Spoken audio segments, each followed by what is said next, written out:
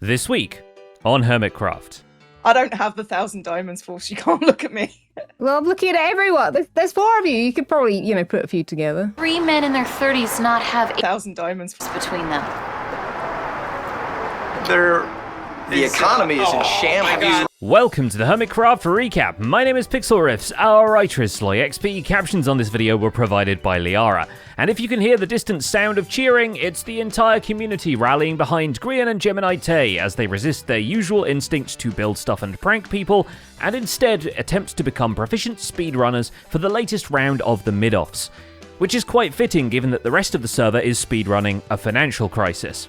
You never expect most of the season's events to hinge on the one mining session Scar did entirely off-screen because he was bored, but here we are. I'm gonna have to go back to the mines. I'm gonna have to. I'm going back to the mines. As the Diamond Bank in the shopping district grows in its influence, with more and more members taking out loans, developing vaults, planning a heist, or otherwise getting involved with that big building at the center that has a grumpy mustached man in it.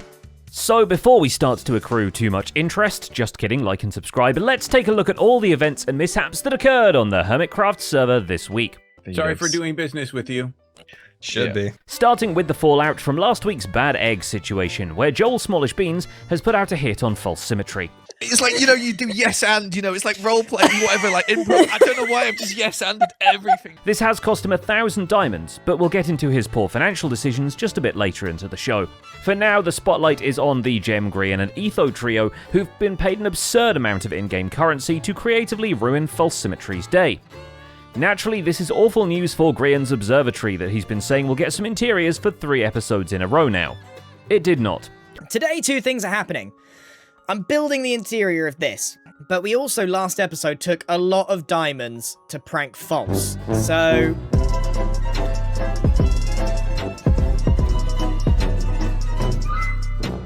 Well, while Etho is out there working on some pranking technology never before seen on Hermitcraft, Grian gets some time at home and decides to finally fill in the interiors. The dome of the build ultimately comes together through the combination of black concrete, see-through star maps with actual stars drawn on them, and of course, the YouTube compression. The YouTube compression actually cooperates for once. To complete the planetarium look, Grian installs the floating model of the celestial system, including a Terran-looking one which is not Hermitcraft, because Minecraft planets are square. It also doesn't have the moon sticking out of it. How you had one job! But this has given the 1,000 Diamonds prank technology the time to bake, so Etho, Gem and him get a chance to install it at False's base, while Zombie Cleo and Ijevin take her treasure hunting. We get it. Right, I'm taking this one, and then we've both got a nice reason to kill Gemin. Oh, you guys are angry. That's so funny. The fact they picked out the maps leading to the furthest stashes available totally has nothing to do with the egg folks needing more time to plug in the punishment apparatus. The alignment map of accomplices and vendettas has gotten a bit confusing at this point. So False Symmetry comes home to a massive red X on the floor of her base, and the Nightmare Trio standing there staring at her expectantly. As far as redstone traps go, this is maybe below the sign and a button. No, we can't make her just tell her to stand in the spot. Okay, just, stand on the X. Okay, but well, I need some incentive more than that. What? Wait. Pretty please? I keep hearing Really about pretty, diamonds. Cherry on top. The social pressure proves enough to get False to go for it, and that's when 1,000 diamonds worth of sulfur cubes start raining from the skies, all under the effect of the weaving potion. Oh my goodness, I don't even know what's happening. Oh, hi.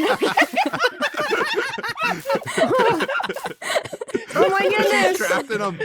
Now, False herself was standing on a carpet block, so she didn't get cobwebbed at all, but worry not, basically every other block of her base did.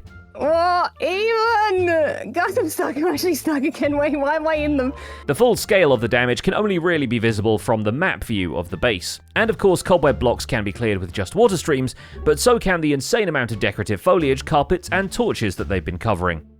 Basically, the prank took a lot of time to clean up, but no one's surprised by cobweb blocks slowing people down, are they? However, not without spending at least an hour or 2 on the cleanup. So with this many choco boxes just of the big ones that I've collected since cleaning this up, it means that we kind of dealt with the minimum. That's when False is visited by the ghosts of Storage Past and Storage Present, as Impulse SV and Pearlescent Moon show up to invite her to their anti-egg alliance, to which, of course, she says yes. as the bass-boosted version of Sneaky Snitch by Kevin MacLeod is creeping in the background. We brought Joe in. We got Impulse has got an idea as well, and I'm about to do one myself. So, yeah, I'm hearing you. If you want to get it back, let me know. Well, I do. Yes, the answer is yes to that for sure. You'd think Impulse would be a bigger fan of eggs, considering that's where you get animals from. Biologists do not fact-check us on this, and now he's turning the entire 5th floor of his silo into an animal sanctuary. Dug all this out all the way around. Oh, by the way, this wall here, this is what's been sending signals down to our gas fans at the bottom. The process of hollowing out a stone donut to fit all creatures great and small in produces a lot of leftover rubble, so he decides to make a proper trash chute to drop off any extra blocks in the hopes they won't despawn before they make it to his storage system. And you know what? That's actually a pretty darn good question. We're gonna watch it and make sure. Speaking of storage systems, he and Pearl swing by the Storage Wars rulebook to check the fine print, and yes, there's nothing in there about actually building Scar a storage system or getting paid for it.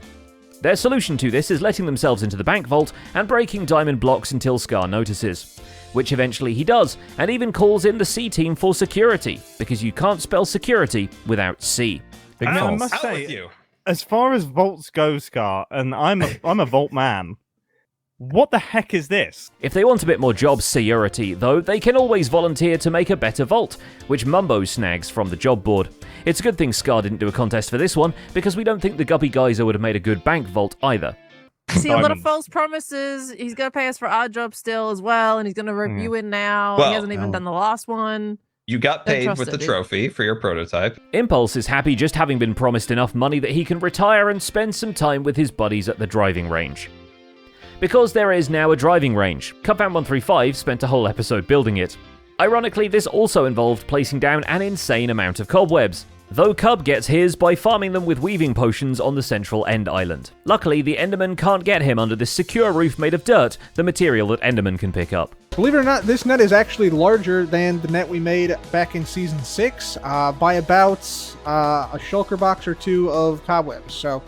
The cobweb wall is actually the safety net for catching players who drove the driving range a little bit too hard, but the range also comes with a new set of holes to play that are sure to lure the golf enthusiasts into the gaming district, and also help signpost where the gaming district actually is.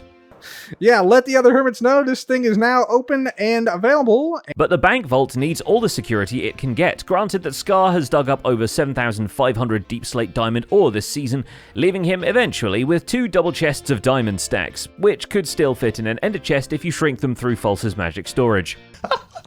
Look at all of the diamonds. It's so silly.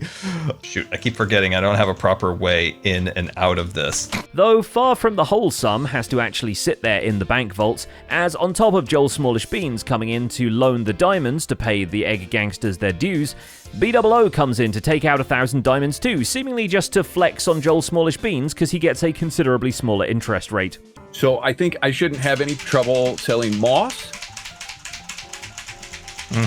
Continue, yeah, taking notes. Oh, you're just calculating the numbers, of course. Which works like a charm, mind you, because Joel comes back to the bank as soon as he hears it to ask for a second loan of 1,000 diamonds with B-Dub's low interest rate. And long story short, Joel now owes the bank 2,500 diamonds total. It works out great, because Grian has once again left a dried ghast at the peak of his base, so he'll need another 1,000 diamonds to pay Egg to prank him. Wait. Altogether, between the assorted loans, Etho's diamond input system from last week, Impulse and Pearl demanding their pay for the storage system, and Mumbo Jumbo negging the vault's security system, the gang successfully traps Scar in his own bank for an entire episode. That was an accomplishment. And here in the bank, we've got Corrales and Joe getting ready to deposit their diamonds. I still need to figure out who the mystery hermit is who made the deposit system. So yeah, let me know about that. If you want a reminder of the other good decisions Scar has made lately, Joe Hills reminds us of the judging process for Scar's Storage Wars and is inspired by the slightly more efficient storage systems of his competitors to improve the storage at his own skeleton farm. And I guess I'm just getting into that mindset. So here we go, 1 hour. The farm has been stockpiling leather armor for Cleo, dispensers for Tango, and arrows for anyone who happens to fly past the wall of arrow flingers in that one corner of the shopping district. Except for when it gets tampered with by Egg, who apparently reset some aspects of it, including the book that controls which vibrations the skulk sensor is listening for when they were building their diner. How is the shop supposed to provide free arrows if people start ripping up your yard here? Scar encourages him to air his grievances about the shopping district by notifying the local sheriff and then throwing a brick through a window, mostly so that he can sell his brick, item frame, and name tagging services. To which Joe responds that most of his budget is currently under a tarp outside the bank. Actually, I think the tarp is between him and the diamonds. As soon as I put these here, I was like, these are dead to me. I will never see these again. This bank is a total scam. The fact that I was able to pick up 1 block of diamonds and buy some bricks with it, I feel like I came out ahead. Eventually, they let Cubfan throw the first stone, because he lives in a mud house, not a glass one, and also because he has diplomatic immunity. In this case, the diplomat is Skizzleman, who also receives a grievance from Cub about the good egg being built on his land. We think he missed out on an opportunity to spell it egregious. I gotta get a shredder. I need a shredder, or we gotta log these away. We'll figure that out. Instead of dealing with these complaints right away, Skiz works on the shuffleboard game until he can shuffle his thoughts into the right order. Wasn't Cubfan's shop a pop-up anyway? Does Egg have a good excuse? To resolve this, he invites Cub, Etho, Scar, and Joe to argue their cases in the shopping district, and they eventually settle out of court, on the condition that Etho continues to refer to the diner as Chicago Egg, which is probably just an egg topped with fresh tomato, fresh onions, a pickle spear, relish, sport peppers, yellow mustard, and sprinkled with celery salt. Or maybe it's deep dish eggs. You're getting a lot of back talk, a lot of sags, and I think you gotta up the, maybe artillery. I'm gonna go work out. After laying down the law, Skiz shuffles back to the shuffleboard game and decides that if people won't respect the sheriff's hat, they should at least respect the hat he built on this corner of his eclectic mansion. Way out here, and I was just asking what was the type of shape that this whole structure was calling for. Sort of a little tip of the cap to the witch's hat is what revealed itself, and Jevin, in the meantime, asks Etho to call this axolotl mural he made in his city Tofu, which means the hungry locals may eat it and also probably can't stand Markiplier. Thank you, Jevin. That makes me happy. This pleases me. I must go.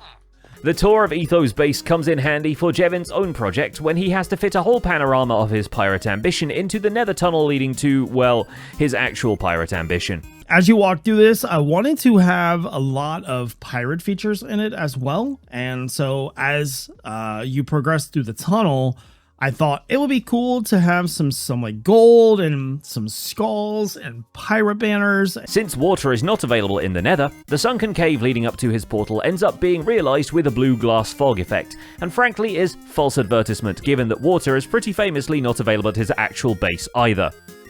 Other than that, Jevin has made it very self-evident which base belongs to the guy that built a treasure map shop at the shopping district. The server's other map art aficionado, Vintage Beef, has been doing more map art. Raise your hands if you're surprised by this. But the discount sale signs might be needed considering he's been building even more stores in the mall, starting with a travel agency stuffed with banners to act as flags and travel pamphlets, so the first place it wants you to travel is False Symmetry's banner shop. And no, you have no agency in this matter. I got a lot of banners, but there's only one copy of each, and I don't think you can copy the banners, right? Can you copy the banners? Please don't take original banners, only duplicates. But between episodes, Beef builds a cafe, a bookstore, and some shoe-shining chairs.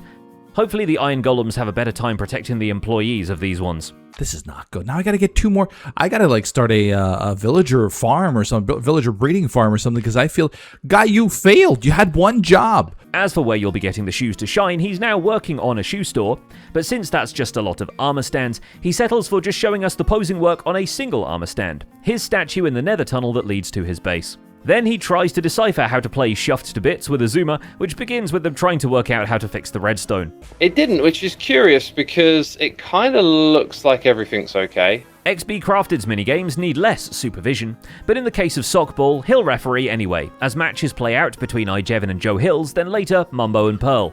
XB actually gets to participate as he and Cub take on Jevin and False in a 2v2 footy match, but then Mumbo and Pearl's rivalry dominates the rest of the episode as he coaches them through the skee-ball mayhem of Chaos Cubed. If they had gone in, then I would have more points than you currently.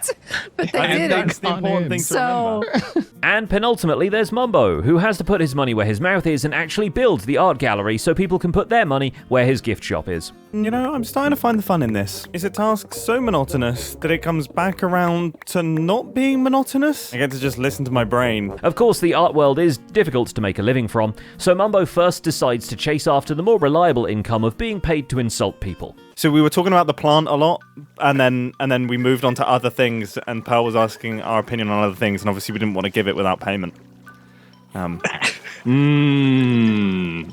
It starts with Etho paying them to critique Pearl's plants and Pearl paying them to backsass Etho, but it gets real when Etho breaks out the big bucks to have them call Scar a Disney adult. No, he's going to be genuinely insulted by this. It might ruin his day. This is like... He's just locked in. I'll leave it up to the experts on how to deliver the line. Although by far the weirdest transaction of the roast economy is when Mumbo and Pearl each pay XP Crafted a diamond to insult each other while playing his skee-ball game. XP, could you just explain to us how this works? And finally, there's Mumbo's art gallery, as seen from the point of view of Doc M77, who is one of the many hermits who show up to the gallery opening. When Mumbo said he was trying to think of a cool exterior for it, a box with the word fart written on it might not have been what he meant.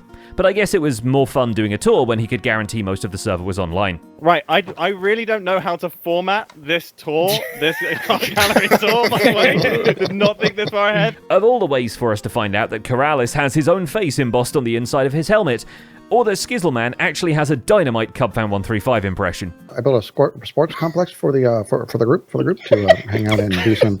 And I think and Skizz gave me a good idea to maybe call it the Cubplex, which I thought that was pretty funny. But the performance art of pranks still continue as Doc enlists BOO's help to airdrop around 50 goats on Two Good Times with Scar's base. He'd been breeding them so he could acquire some screaming goats, but it'd be a waste if he didn't also aim to get a screaming Scar as well. Goats away! Yes! Okay, it's actually magical. It's magical! Worth it. And that's about it for this week's recap. Our writer is SlyXP and my name is Pixel Riffs. Captions on this video were provided by Liara. Don't forget to leave a like while you're still here, and if you want to go the extra mile to support the show, we also have channel memberships. Either way, make sure to subscribe so you don't miss future recaps. Thanks for watching, and we'll see you next week.